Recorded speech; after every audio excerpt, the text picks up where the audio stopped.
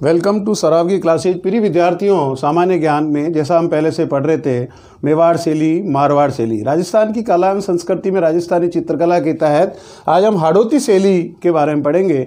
और जो हमारे राजस्थान में हाड़ौती जो क्षेत्र है, कोटा, बूंदी और झालावाड़, जिसको भूगोल में मालवा कहते हैं, क्योंकि पैदावार के दृष्टिकोण से वहाँ काली मिट्टी है। ज्वालामुखी उद्गार के फलस्वरूप वहाँ पे जो मिट्टी है वो काली और दोमट है। नदियों की मुहाने के कारण एलुवियल सॉइल भी वहाँ देखने को मिलती है।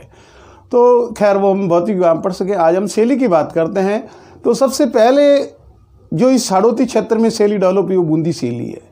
हम पूर्व में पढ़ चुके हैं कि जो बूंदी के नरेश थे वो सब मेवाड़ से ही रिलेटेड थे, लेकिन बूंदी फिर भी अपने आप में मेवाड़ से काफ़ी अलग थलग पड़ गया था।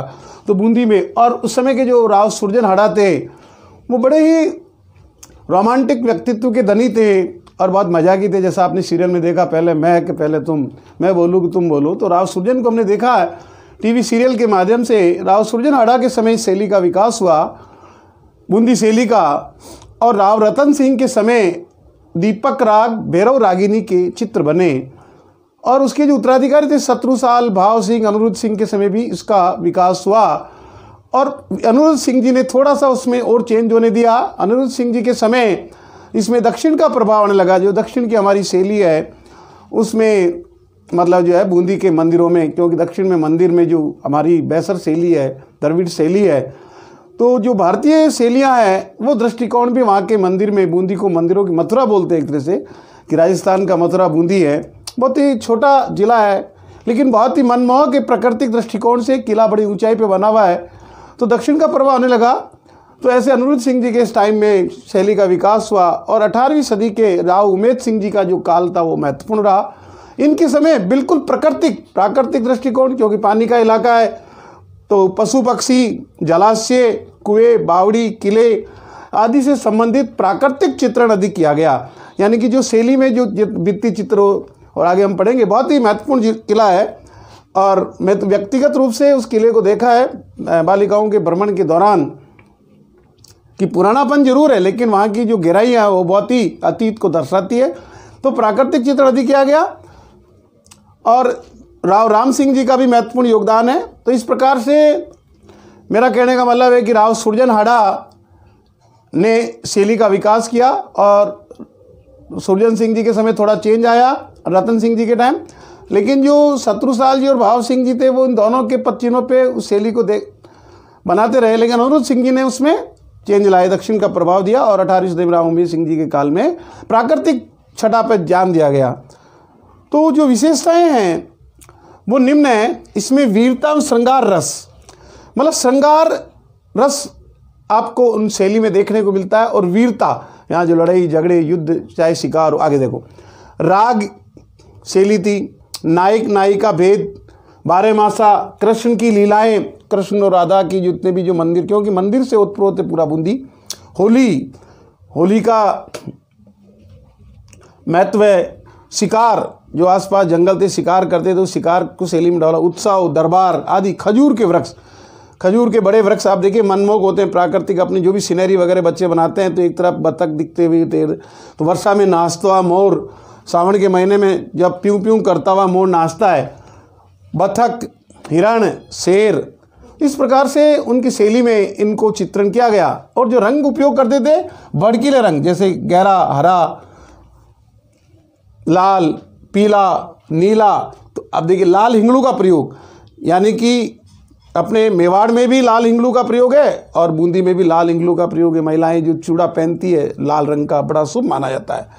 तो लाल हिंगलू का प्रयोग, हरा रंग, रेखाओं का प्रयोग, यानी किसी चीज़ में लाइनिंग देना, रेखाओं का प्रयोग अधिकाधिक हुआ है। सोने का आलेपन, मतलब किसी चीज़ पे सोने का लेपन हो, है ना, इलेक्ट्रोप्लेटिंग जिसे अपन अंग्रेजी में बोलते हैं, भी अधिक प्रयोग होता था। सोने चांदी का बारीक काम, सोने और चांदी के जो तार होते थे उसके द्वारा, मतलब जो है, चाहे वो कढ़ाई बुनाई हो, चाहे वो अपने कपड़ों पे उनका बॉर्डर दिया हुआ हो, या उनके जेंट्स के कपड़ों पे हाथ यहाँ पे जो है बड़े सुनहरे चांदी के काम का, सोने के काम का कपड़े भी बनते। ईरानी, मराठा, दक्षिणी मेवाड़ शैली का मिश्रण, भित्ति चित्रण प्रमुख, भित्ति चित्र के लिए तो अपने आप में बूंदी की चित्रशाला फेमस है, यानी कि दीवारों के ऊपर चित्रण पेंटिंग वगैरह बनाना, उसमें चाहे हाथी घोड़े हो, सभी जो है युद्ध शिकार है, तो भित्ति चित्रण प्रयोग। और भित्ति चित्रों के लिए बूंदी की चित्रशाला, आपसे पूछा जा सकता है कि कहाँ की चित्रशाला प्रसिद्ध है, उसमें दे दिया बूंदी, आमेर, अलवर और कोटा। तो आपको कोटा तो उसमें नहीं हो, कोटा में भी उसका मतलब जो है बिल्कुल किया गया था, बताऊंगा आगे। तो लेकिन ऑप्शन में यदि हो तो भी अपने को बूंदी को राइट करना, क्योंकि बूंदी की बराबरी कोटा नहीं कर पाया, तो लेकिन ऑप्शन में बूंदी कोटा होगा ही नहीं जहाँ तक समझदार एग्जामिनर होगा।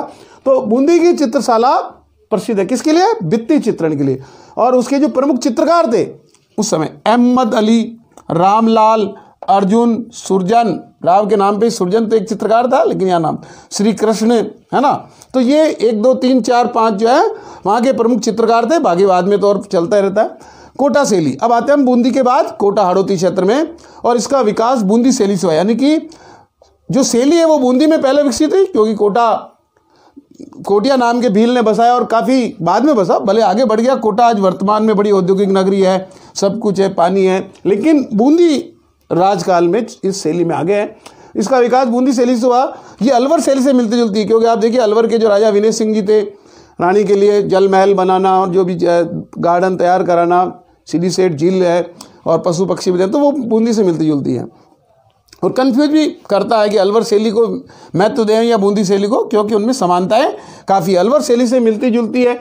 और राव सिंह जी के समय कोटा शैली का स्वतंत्र अस्तित्व डेवलप हुआ, और भीम सिंह जी के समय वल्लभ संप्रदाय, जो नाथद्वारा में जो वल्लभ संप्रदाय है, तो उसकी तर्ज पर वहाँ पे भी भगवान कृष्ण की पूजा और उस कलर का सबका प्रयोग, जैसे वहाँ जो कलर प्रयोग होते थे, वहाँ पिछवाई तो नहीं कहते हैं, लेकिन पिछवाई तो वहीं की प्रसिद्ध है, लेकिन उस कलर का भी मतलब उसमें शैली में डेवलपमेंट आने लगा।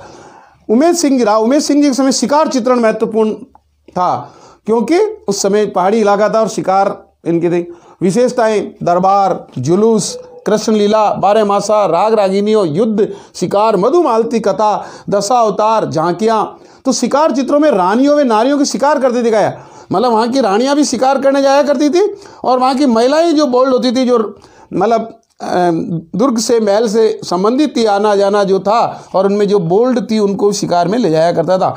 तो रानियों में नारियों का मतलब यहाँ जो सामान्य वहाँ की महिलाएं थी, गढ़ से आना जाने वाली, उनमें जो बोल्ड प्रवृत्ति की महिलाएं होती थी, उनको भी शिकार करते दिखाया गया है। 1768 में डालू द्वारा चित्रित रागमाला सेट सबसे बड़ा रागमाला सेट है, यानी कि रागमाला काफ़ी शैलियों में अपन चाहे मैं अपने उसमें ढूंढाड़ में भी देखते हैं या अपने अलग शैलियों में भी देखा, पहले भी आया, लेकिन जो डालू द्वारा 1768 में जो चित्रित रागमाला सेट है वो सबसे बड़ा रागमाला। कभी कभी आपसे बोले कि इन शैलियों में राजस्थान की जो चारों स्कूल्स है, शैलियाँ हैं, उनमें सबसे बड़ा रागमाला सेट 1768 में डालू द्वारा चित्रित हाड़ौती शैली में देखने को मिलता, काफ़ी महत्वपूर्ण।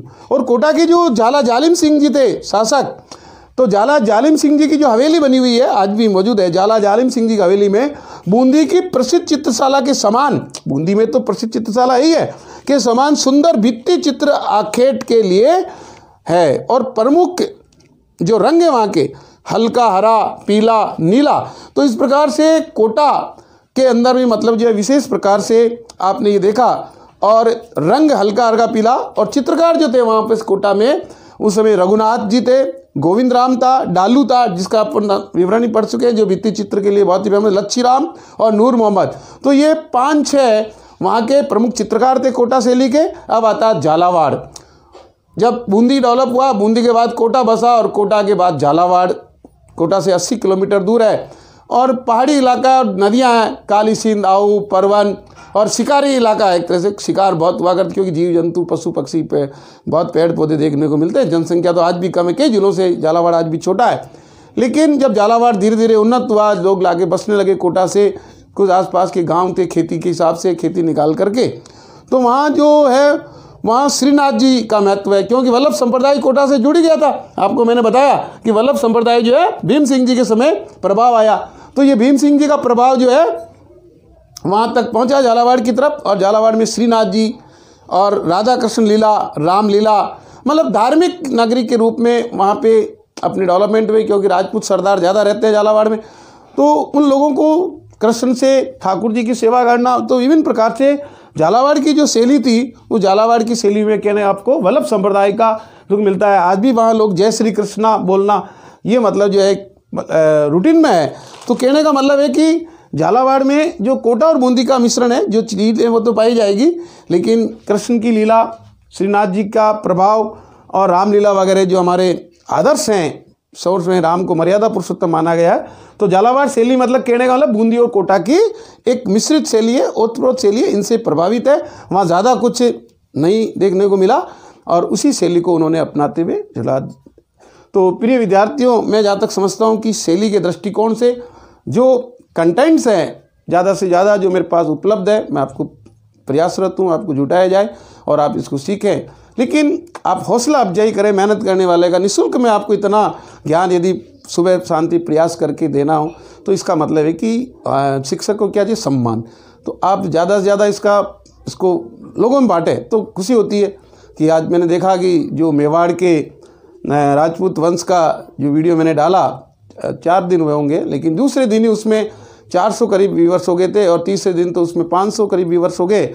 और अभी मैंने आज देखा नहीं है, लेकिन कहने वाले 3-4 दिन में यदि एक ही वीडियो जो 20 मिनट का होगा या 25 मिनट का होगा और उसको 500 व्यूवर्स ने देखा, इसका मतलब कहीं कंटेंट प्रोवाइड करने में मैंने कोई कमी नहीं रखी है। मेरा प्रयास ही रहता है, कभी कभार जल्दबाजी हो या कभी काम आ जाते हैं अपनी शिक्षक संस्थाओं से रिलेटेड, तो फिर जल्दबाजी में कभी हो जाता है कि जो ज्ञान पूर्व प्राप्त है वही बांट पाता हूँ। लेकिन जब समय मिलता है तो मेरी जो घरेलू लाइब्रेरी है, उस घरेलू लाइब्रेरी से ज़्यादा कंटेंट को जुटा करके आपको प्रोवाइड करने की कोशिश करता हूँ।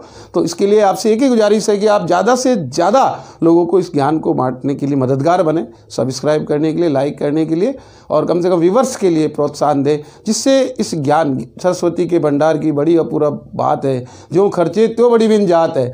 इसको ये कोई बिजनेस नहीं है, ये कि अब ज्ञान को जितना बांटा जाए उतना बटा है। और इसके लिए हमारे हिंदी में प्रचलित दुआ है कि सरस्वती के भंडार की बड़ी अपूर्व बात, जो खर्चे त्यो बड़ी बिंजा। जितना आप किसी को बताओगे आपका परिमार्जन तो स्वतः ही हो जाएगा, यानी आपको उससे फायदा होगा, नुकसान नहीं होता। इसलिए हमारे बुजुर्गों ने कहा है कि विद्या से बढ़ के कोई धन नहीं होता। आज इस कोरोना काल में आप देखते हैं कि जो विद्या अर्जित है वो लोग भूखे नहीं मर रहे, अपना काम कर रहे हैं। हालांकि इसमें एक विडम्बना आई है कि प्राइवेट स्कूल से जो है अभी सर्वे सुचारू रूप से नहीं चल पाए, कि विडम्बना है। लेकिन फिर भी यदि आदमी ने सांस नहीं खोया, देरी से काम ले रहा है, और जो गवर्नमेंट जॉब में हो तो है ही भली बात ही खुशहाल है, लेकिन प्राइवेट में भी जो लोग अपना हिम्मत नहीं खो रहे, आपा नहीं खो रहे हैं, वो ज्ञान के लिए ठीक है, कोई पूरी खारा अपन आदि खा के रहते हैं। लेकिन ये उस समय का सदुपयोग, जैसे मैं भी अपने एक समय का सदुपयोग कि आज इस कोरोना काल में मुझे समय मिल रहा है और मैं अपने ज्ञान को निःशुल्क बांट करके इस वीडियो के माध्यम से, यूट्यूब चैनल के माध्यम से ज़्यादा लोगों को भारतवर्ष ही नहीं अपितु विश्व में भी किसी को लगता है हिंदी से अंग्रेजी ट्रांसलेशन तो होना तो स्वाभाविक प्रक्रिया है। लेकिन यदि किसी को लगा ना कि किसी कंटेंट को अपने जानना है तो चलो, राजस्थान उनकी इच्छा नहीं, लेकिन जो पर्यटक के रूप में तो वो भी देखे। कोई भी आदमी ज्ञान को देखना और सोचना कोई बड़ी बात नहीं होती है। तो प्रिय विद्यार्थियों, खैर ये बातें अपन करते रहेंगे। मेरा ये उद्देश्य है कि आप जो भी इस वीडियो को देखता है, यदि अच्छा लगता है तो उसको शेयर करने के लिए दूसरों को प्रेरित करें।